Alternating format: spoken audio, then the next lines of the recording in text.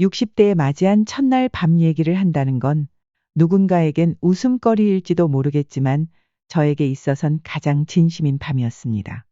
너무 늦게 깨달았어요. 사랑이란 것이 마음뿐만 아니라 손끝과 다리로도 느낄 수 있다는 것을요. 저로선 쉽진 않지만 제 얘기를 들려드릴게요. 저는 올해 66 김선영이라고 합니다. 40년 가까이 꽃집을 운영하며 수많은 꽃들을 만지고 보냈습니다. 기쁜 날에 축하 꽃다발, 슬픈 날에 위로 꽃바구니. 꽃은 제 삶의 전부였죠. 그런데 며칠 전 꽃집 문을 완전히 닫았습니다. 건강 문제로 더 이상 꽃집을 운영하기 어려워졌거든요. 수십 년간 활짝 웃던 꽃들이 사라진 자리는 텅 비어버린 듯 했습니다. 아들 내외는 제게 엄마, 이제 좀 쉬면서 여유롭게 사세요. 라고 말했지만 저는 오히려 마른 꽃처럼 시들어가는 기분이었습니다. 며느리가 제 취미를 찾아보라며 문화센터 소식지를 가져왔지만 제 관심밖의 일들이었죠. 어머님, 재봉틀 배우세요. 손재주 좋으시잖아요. 라고 권했지만 제 손에는 재봉틀 대신 익숙한 꽃가위 대신 무료함만이 쥐어져 있었습니다. 밥상에서도 통화할 때도 제 존재는 점점 희미해져 갔어요. 좋아하던 화분 가꾸기도 손에 잡히지 않고 창밖을 보며 시간을 죽이는 날들이 이어졌습니다. 이렇게 시들어가다 조용히 사라지는 게 가족을 위한 길인가 하는 생각까지 들었죠. 그러던 어느 날 우연히 동네 골목길을 걷다가 작은 간판을 발견했습니다. 예향당 먹과 붓의 시간. 호기심의 문을 열자 은은한 먹 냄새와 함께 걸려있는 붓글씨와 붓그림들이 제 눈을 사로잡았습니다. 꽃과는 또 다른 절제된 아름다움이 느껴지는 공간이었죠. 붓을 잡으면 어떨까? 왠지 모를 이끌림에 발걸음이 멈췄습니다. 두려움에 망설였지만 이대로 시들어버리는 것보다는 나을 것 같아 용기를 냈습니다. 첫 수업 날 떨리는 마음으로 예향당 문을 열었죠. 생각보다 고요하고 따뜻한 분위기였고 붓이 화선지에 스치는 소리, 먹가는 소리가 정겹게 들렸습니다. 젊은 강사님은 친절하게 저를 맞아주셨고 붓을 쥐어주는데 오랜만에 소속감을 느낄 수 있었습니다. 제 손은 평생 부드러운 꽃잎만 만졌는데 거친 붓대를 쥐고 화선지에 먹을 묻히니 어색하기만 했죠. 글씨도 엉망이고 그림도 엉성했지만 왠지 모르게 마음이 평온해졌습니다. 수업을 마치고 예향당을 나서는데 작은 작업실 구석에서 묵묵히 붓을 다듬는 한 남자와 눈이 마주쳤어요. 한복 차림에 먹물이 살짝 묻어 있었지만 그의 눈빛은 맑고 깊었습니다. 그는 굳은 살 박힌 손으로 작은 붓을 섬세하게 다듬고 있었죠. 푸른 힘줄이 도드라진 손등, 오랜 세월 붓을 쥐고 먹을 갈며 단련된 손이었습니다. 안녕하세요. 제가 조용히 인사를 건네자 그가 고개를 들어 미소 지었습니다. 아, 새로 오신 분이시죠? 반갑습니다. 그의 목소리는 낮고 차분했습니다. 그가 사라진 후에도 왠지 모르게 그 손이 자꾸 떠올랐습니다. 제 꽃가위 잡던 손과는 너무나 다른 묵묵히 붓을 다루는 그 손. 오랜만에 다른 사람에게 마음이 움직이는 느낌이었어요. 그날 밤 왠지 모르게 마음이 설레 잠을 이루지 못했습니다. 다음 주 수업이 기다려졌죠. 제 나이에 이런 설렘이 다시 찾아올 줄은 몰랐습니다. 일주일 후 예향당으로 향하는 발걸음은 한결 가벼웠습니다. 그 남자를 다시 볼지도 모른다는 생각에 아침부터 설레서 거울도 한 번 더 보고 오랜만에 예쁜 스카프도 메고 나왔죠. 수업 시간 내내 작업실 구석을 힐끔거렸고 강사님께 집중하라는 말을 들었을 땐 학창 시절로 돌아간 듯 얼굴이 화끈거렸습니다. 수업이 끝나고 작업실 구석을 보니 그 남자가 여전히 먹물 묻은 한복 차림으로 붓을 다듬고 있었습니다. 이번엔 용기를 내 먼저 말을 걸었어요. 안녕하세요. 작업하시는 모습이 너무 멋지셔서요. 그가 고개를 들어 미소 지었습니다. 깊게 패인 눈가의 주름 사이로 맑은 눈빛이 느껴졌죠. 아, 저요? 감사합니다. 늘 여기 있어요. 차분한 목소리였습니다. 무슨 말을 더 해야 할지 몰라 머뭇거리는데 그가 작은 종이에 난초를 그리며 말했어요. 먹은 갈면 갈수록 깊은 향이 나요. 그 말에 마음이 확 열렸습니다. 저도 모르게 웃음이 나왔죠. 네, 저도 그 깊이를 참 좋아해요. 40년 가까이 꽃집을 했었거든요. 그의 표정이 밝아졌어요. 아, 꽃집이셨군요. 저는 이영호라고 합니다. 원래 화가였어요. 화가라. 그의 손을 다시 보게 되었습니다. 굵은 힘줄과 단단한 손마디, 무거운 붓을 쥐고 먹을 갈며 단련됐을 그 손이 이해가 되더군요. 화실 운영을 마무리하고 이곳에서 봉사하며 지낸다는 영호 씨는 자신은 화가로서의 활동을 마친 지 5년 됐고 30년 동안 이 동네에서 화실을 운영했다고 했습니다. 그 말에 왠지 모르게 가슴이 따뜻해졌어요. 30년이란 세월을 한 직업에 바친 사람, 그것도 고요한 먹과 붓으로 세상의 아름다움을 담아냈을 사람에게서 무언가 신뢰감이 느껴졌습니다. 혹시 차 한 잔 어떠세요? 저도 놀랐어요. 이런 말을 언제 해봤나 싶었죠. 영호 씨는 잠시 망설이더니 고개를 끄덕였습니다. 좋습니다. 예양당 한켠의 작은 카페에서 차를 마시는데 그의 손이 자꾸 눈에 들어왔습니다. 투박한 손으로 찻잔을 들고 있는 모습이 참 정겹게 보였죠. 말은 적었지만 눈빛으로 많은 이야기를 하는 사람 같았어요. 매일 이렇게 봉사하세요? 네. 월요일부터 금요일까지요. 붓을 놓으면 금방 녹슬어 버릴 것 같아서요. 웃음기 없이 말하는데도 왠지 위트가 느껴졌습니다. 화실 문 닫은 후의 삶이 그에게는 또 다른 시작인 것 같았어요. 반면에 저는 그저 시들어가는 존재 같았죠. 멋지네요. 저는 아직 제 자리를 못 찾은 것 같아요. 영호 씨는 고개를 끄덕였습니다. 시간이 걸립니다. 저도 처음엔 많이 헤맸어요. 우리는 1시간 넘게 앉아 있었지만 말은 많지 않아도 묘하게 편안했습니다. 집으로 돌아가는 길 발걸음이 가벼웠습니다. 이상하게도 다음에 서예 수업이 기다려졌어요. 그 깊은 먹향을 풍기던 손을 가진 사람, 그런데 왜인지 그와 함께면 마음이 무겁지 않게 느껴졌습니다. 마치 오랫동안 닫혀있던 창문을 누군가 살짝 열어준 것 같았어요. 몇 주가 흘렀습니다. 예양당에 가는 날이면 이제 자연스럽게 영호 씨를 찾게 되더군요. 수업이 끝나면 함께 차를 마시는 것도 어느새 우리의 작은 의식이 되었어요. 저도 모르게 거울 앞에서 머리를 매만지는 시간이 길어졌고 오래 넣어두었던 예쁜 옷들도 꺼내 입기 시작했습니다. 그날은 예양당 근처 재래시장에 들른 날이었어요. 장을 보고 있는데 뒤에서 누군가 제 이름을 불렀습니다. 김선영 씨 아니세요? 돌아보니 예전 꽃집 단골이었던 박 여사님이었습니다. 반갑게 인사를 나누는데 그분이 갑자기 낮은 목소리로 물었습니다. 요즘 예양당 다니신다면서요? 거기서 이영호라는 분 알아요? 순간 가슴이 덜컥 내려앉았어요. 어떻게 알았지? 누가 봤나? 이런 생각이 머릿속을 스쳤죠. 조금 알아요. 왜 그러세요? 박 여사는 주변을 살피더니 더 목소리를 낮췄습니다. 그 사람 예전에 큰 사고 낸 사람이래요. 우리 동네 사람들 다 알아요. 박 여사의 말에 귀가 솔깃해졌습니다. 영호 씨는 항상 차분하고 조용한 분이었는데 무슨 사고였을까? 어떤 사고요? 그 사람 그림 그릴 때 무슨 중요한 작품을 꼭 완성해야 한다고 밤샘 작업을 강행하다가 작업실에서 쓰러졌대요. 몸도 안 좋은데 무리하다가 병원 신세까지 졌다던데. 박 여사의 목소리가 점점 작아졌다가 다시 커졌어요. 그때 부인이 돌아가셨다던가? 화실 운영에서도 문제됐었다는 얘기도 있고. 아무튼 그 일 이후로 사람이 많이 변했다더라고요. 갑자기 가슴이 답답해졌습니다. 영호 씨의 조용한 눈빛, 항상 먹물 묻은 작업복, 그리고 말수 적은 모습이 다르게 보이기 시작했어요. 어쩌면 그건 깊은 상처의 흔적이었을까요? 자세한 건 저도 모르지만 그냥 조심하시라고요. 혼자 사는 여자분들한테 친절하게 대한다는 소문도 있고.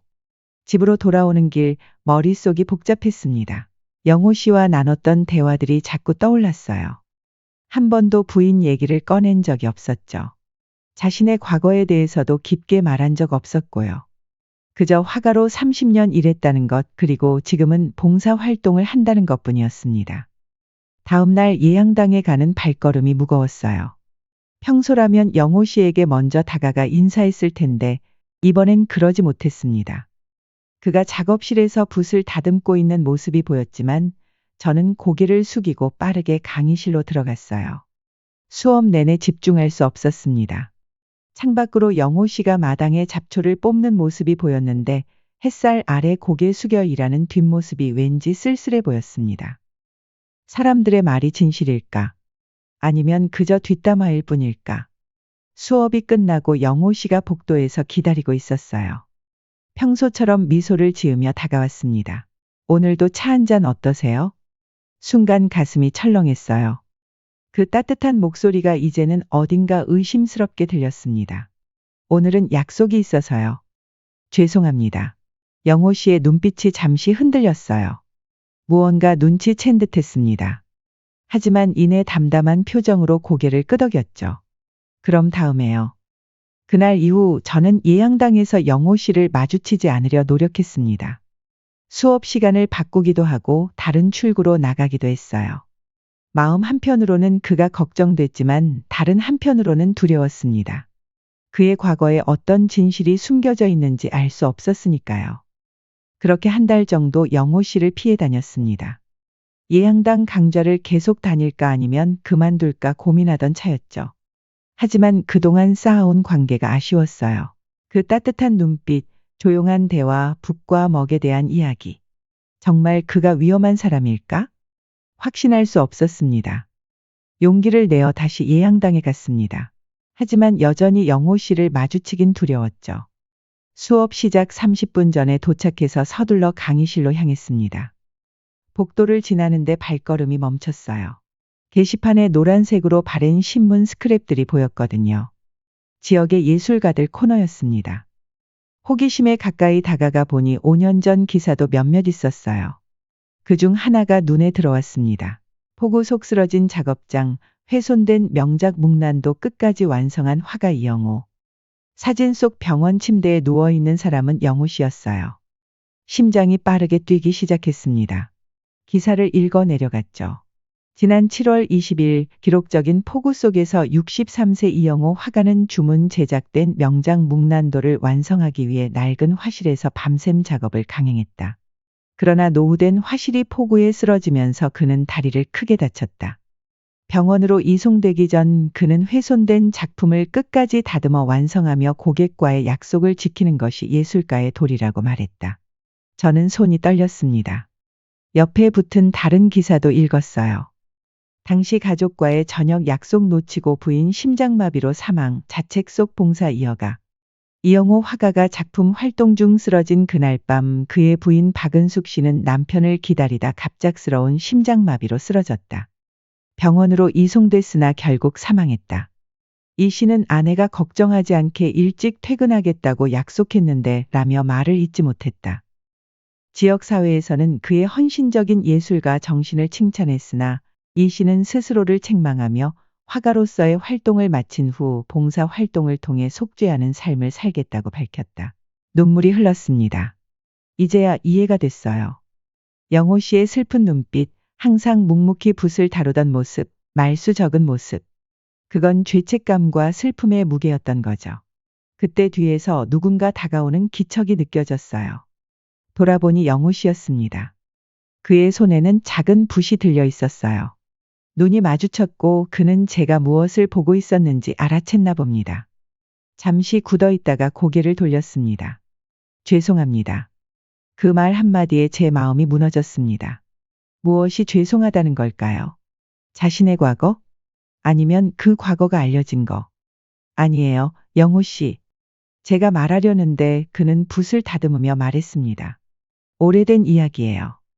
이런 걸 붙여두다니 불편하셨겠네요. 손을 뻗어 그의 팔을 잡았어요. 아니에요. 제가 오해했어요.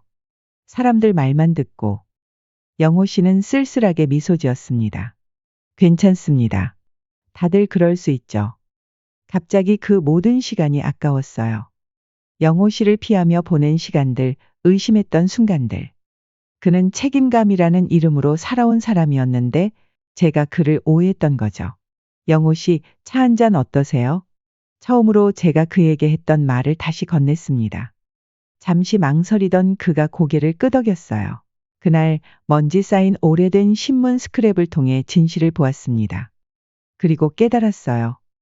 때로는 가장 아픈 상처가 가장 깊은 책임감에서 비롯된다는 것을. 그날 이후로 영호 씨와 저는 다시 가까워졌습니다. 이전보다 더 깊은 이해 속에서 만나게 됐다고 해야 할까요? 그의 이야기를 알게 된 후 그 조용한 모습 속에 담긴 아픔이 느껴졌어요. 가끔 멍하니 화선지를 바라볼 때 그 눈빛 속에 담긴 그리움도 이해할 수 있었죠. 매일 밤 침대에 누워 그의 손을 떠올렸습니다. 30년 동안 거친 붓대를 쥐고 먹을 갈았던 손, 마지막 순간까지 약속을 지켰던 손. 그 손에 베인 먹 향기는 마치 그의 지난 시간을 품고 있는 것 같았어요. 문득 생각이 떠올랐습니다. 오래전 배웠던 뜨개질. 마음만 먹으면 다시 할 수 있을 것 같았어요. 밤늦게 서랍을 뒤져 실과 바늘을 찾아냈습니다. 딸아이 학예회 때 떠줬던 인형 옷 이후로 처음이었죠. 물 마시러 나온 며느리 지영이가 저를 보고 놀란 눈치였습니다. 어머니, 뭐 하세요? 이 시간에? 아, 스웨터 하나 뜨려고. 갑자기요?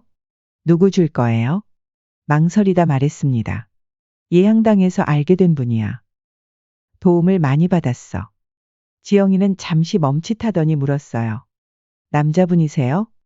제가 고개를 끄덕이자 놀랍게도 지영이는 웃으며 말했습니다. 어머, 어머니도 참. 도와드릴까요? 그 말에 가슴이 따뜻해졌습니다. 오랜만에 며느리와 웃으며 대화했어요. 지영이는 유튜브에서 최신 뜨개질 패턴도 찾아주었죠.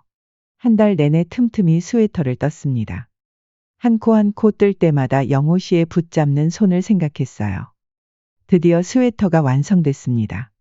짙은 녹색의 부드러운 스웨터였어요. 그의 한복 위에 입어도 어울릴 것 같았습니다. 다음 날 평소보다 일찍 예양당에 도착했어요. 영호 씨는 항상 그랬듯 작업실에서 붓을 다듬고 있었습니다. 먹물이 살짝 묻은 한복을 입고 있었죠. 영호 씨. 그가 돌아보았습니다. 눈이 마주치자 가슴이 콩당콩당 뛰었어요. 점점 더 그런 느낌이 강해졌습니다. 이거 받아주세요. 조심스레 포장한 스웨터를 내밀었어요. 영호 씨는 놀란 눈으로 저를 보았습니다.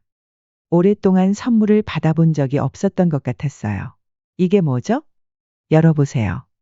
떨리는 손으로 포장을 푸는 그의 모습이 어찌나 사랑스럽던지. 스웨터를 보자 그의 눈이 커졌습니다. 직접 드셨어요? 제가 고개를 끄덕였습니다. 그는 한참을 스웨터를 바라보았어요. 뭔가 말하려다 목이 메는 듯했습니다. 작업복 위에 입으면 좋을 것 같아서요. 이젠 차가운 붓만 잡지 마시고요. 용기를 내어 덧붙였습니다. 영호 씨, 거친 붓을 잡는 손이지만 전 그 손이 제일 고귀해 보여요. 그 말에 영호 씨의 눈이 붉어졌어요. 오랜 시간 누구에게도 듣지 못했던 말이었을 겁니다.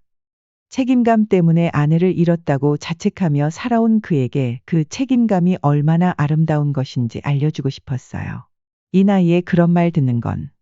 그는 잠시 말을 멈추었다가 이어갔습니다. 선영 씨, 제게 최고의 선물입니다. 조심스럽게 제가 뜬 스웨터를 입었어요. 너무 두꺼워서 불편할까 걱정했는데 몸에 잘 맞는 것 같았습니다. 따뜻하네요. 그 말에 웃음이 나왔습니다. 몸만 따뜻한가요? 영호 씨도 미소를 지었습니다. 처음 보는 환한 미소였어요. 마음도 따뜻해졌습니다. 그날 이후로 우리는 조금씩 서로의 존재를 받아들이기 시작했습니다. 스웨터로 감싼 것은 그의 몸뿐만이 아니었어요. 저의 외로움도 그의 아픔도 함께 감싸 안는 것 같았습니다. 스웨터를 선물한 후 영호 씨와 저는 더 자주 만나게 됐습니다. 예향당에서뿐만 아니라 가끔은 주변 공원을 산책하기도 했어요. 봄이 깊어가며 우리의 관계도 깊어졌습니다.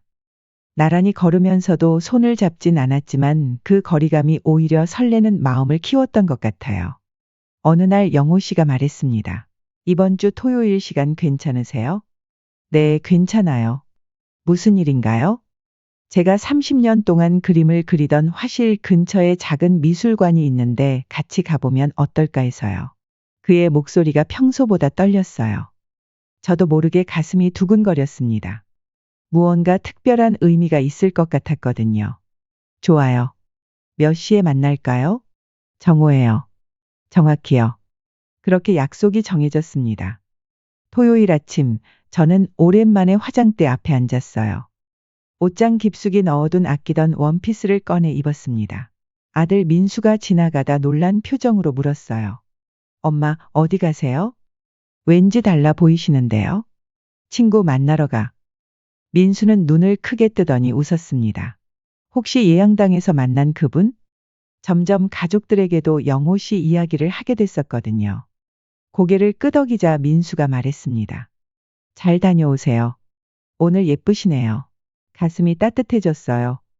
오랜만에 듣는 칭찬이었습니다. 약속 장소에 도착하니 정확히 12시였어요. 영호 씨가 벤치에 앉아 기다리고 있었습니다. 제가 뜬 스웨터를 입고 있더군요. 따뜻한 봄날인데도 말이죠. 그 모습에 미소가 지어졌어요. 기다리셨어요? 아니요. 정시에 도착했어요. 항상 그랬으니까요. 그는 고개를 들어 제 모습을 바라보았습니다. 눈빛이 달랐어요. 평소의 조용함 속에 뭔가 결연한 의지가 느껴졌습니다. 이 미술관은 제가 마지막으로 작품을 전시하고 돌아왔던 곳이에요.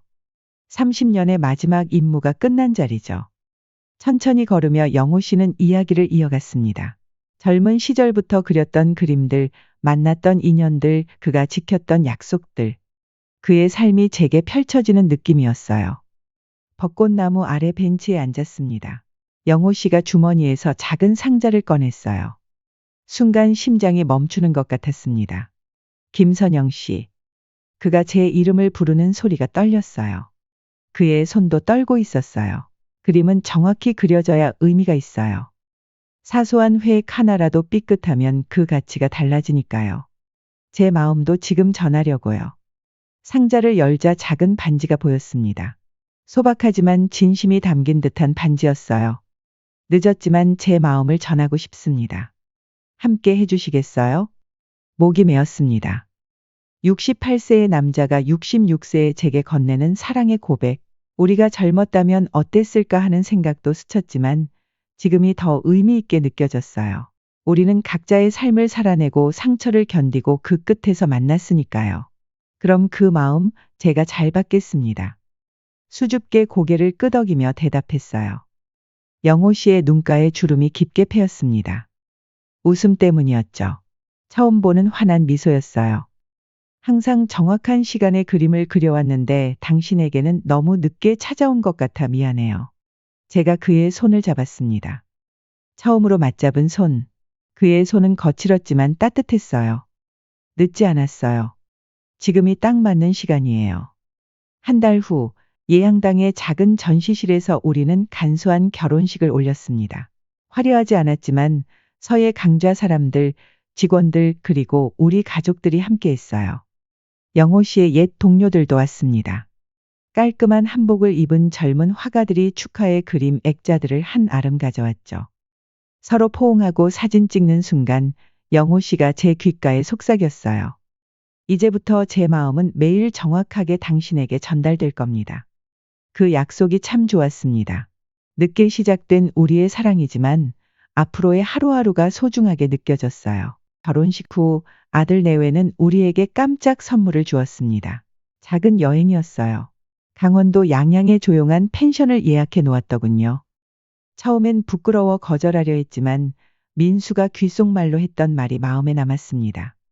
엄마, 행복할 자격이 있어요. 모든 걸 내려놓고 즐기세요. 그렇게 우리는 첫 여행을 떠났습니다. 창밖으로 흐르는 풍경을 바라보며 내내 손을 잡고 있었어요. 오랜 세월을 혼자 살아온 우리 둘. 서로의 온기를 나누는 게 낯설면서도 편안했습니다. 펜션에 도착했을 때는 이미 해가 지고 있었어요. 바다가 보이는 작은 방이었습니다. 짐을 풀면서 문득 이 순간이 현실인지 꿈인지 분간이 안 됐어요.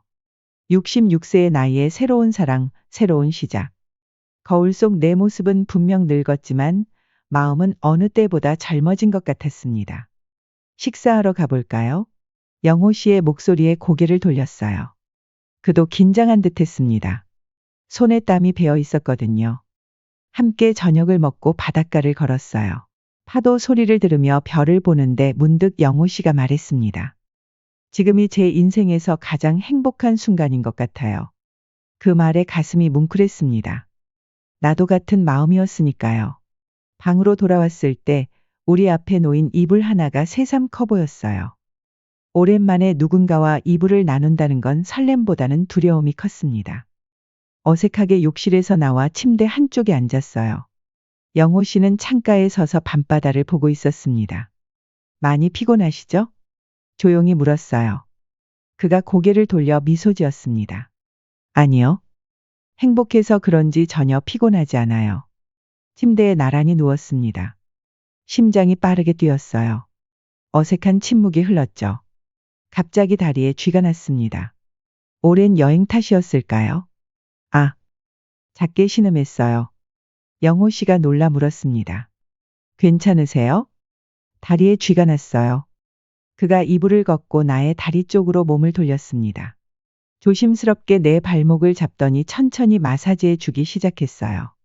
이렇게 하면 좀 나아질 거예요. 예전에 그림 그릴 때 자주 그랬거든요. 그의 손길이 부드러웠습니다. 거친 손이었지만 그 터치는 놀랍도록 섬세했어요. 조금씩 근육이 풀리는 느낌이었습니다.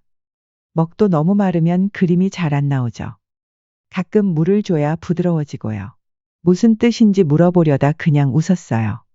영호 씨 특유의 표현이었습니다. 마사지를 받다 보니 몸에 긴장이 풀렸고 어느새 그의 어깨에 기대어 있었어요. 나도 모르게 다리가 풀렸어요. 이게 사랑이겠죠. 솔직한 마음을 고백했습니다. 영호 씨의 눈이 촉촉해졌어요.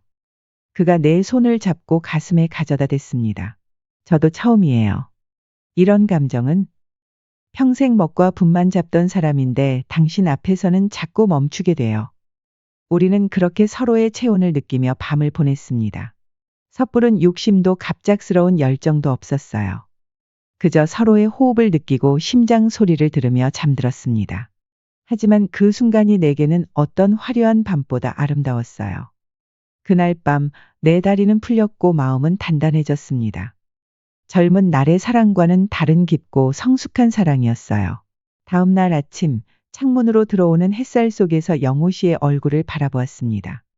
주름진 얼굴이었지만 내게는 세상에서 가장 아름다웠어요. 이 늦은 사랑이 우리에게 주어진 가장 커다란 선물이라는 생각이 들었습니다. 함께한 지 2년이 되던 가을, 영호 씨의 건강이 갑자기 나빠졌습니다. 평소 잘 걷던 사람이 갑자기 다리에 힘이 빠지고 숨이 가빠진다고 했어요. 병원에 갔더니 폐에 문제가 있다고 했습니다. 30년 넘게 먹물 마시며 그림 그렸던 세월이 그의 몸에 남긴 흔적이었을까요? 별거 아니에요. 금방 나을 거예요. 병원 침대에 누워서도 영호 씨는 저를 걱정시키지 않으려 했었습니다. 하지만 의사 선생님은 당분간 입원 치료가 필요하다고 했어요. 저는 병원 근처 작은 원룸을 얻어 매일 그의 곁을 지켰습니다. 선영 씨, 집에 가서 쉬세요. 저 괜찮아요. 매일 같은 말을 했지만 저는 고개를 저었어요. 오랜 세월 혼자 살다 만난 사람, 혼자 둘 수 없었습니다. 아침이면 그의 머리를 빗겨주고 점심엔 병원 음식 대신 집에서 준비한 반찬을 가져갔어요. 밤이면 그의 손을 잡고 시를 읽어주었습니다. 오늘은 김춘수 시인의 꽃을 읽어드릴게요.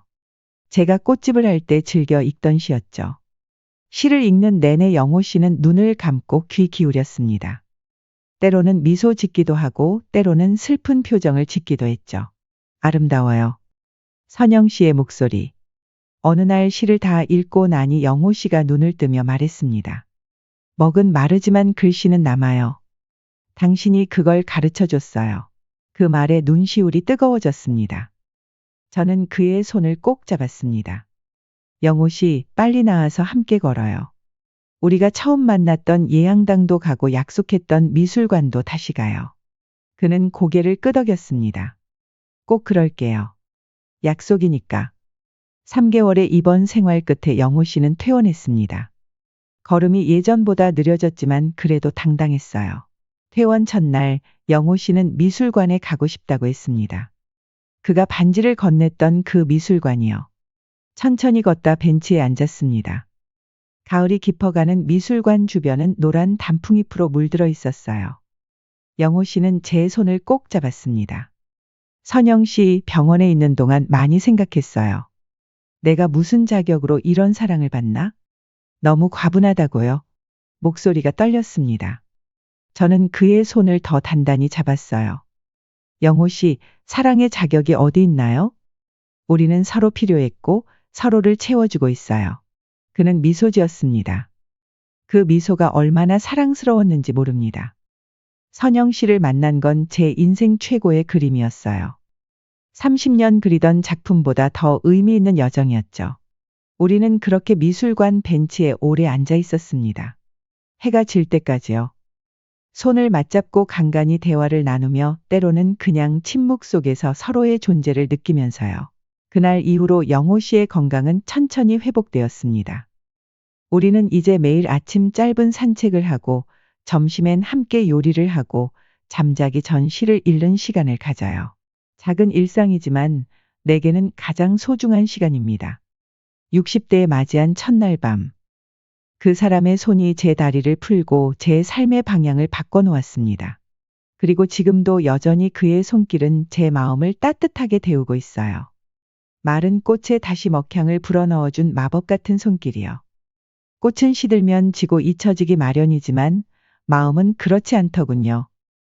그 마음은 계속해서 자라나고 깊어지고 단단해집니다. 오늘도 우리는 서로에게 마음을 전달하며 살아갑니다. 아침 인사 한마디, 따뜻한 눈빛, 손 한번 잡아주는 것. 그 모든 것이 우리가 서로에게 보내는 작은 선물입니다. 늦게 시작한 사랑이지만 이제 우리에겐 먹으로 삶의 여백을 채워가는 화가와 그 여백에 아름다운 생기를 불어넣는 꽃집 주인이라는 관계가 생겼습니다. 영호 씨의 표현을 빌리자면 우리의 마음은 오늘도 화선지에 스미는 먹향처럼 은은하고 깊게 서로에게 배어들고 있습니다.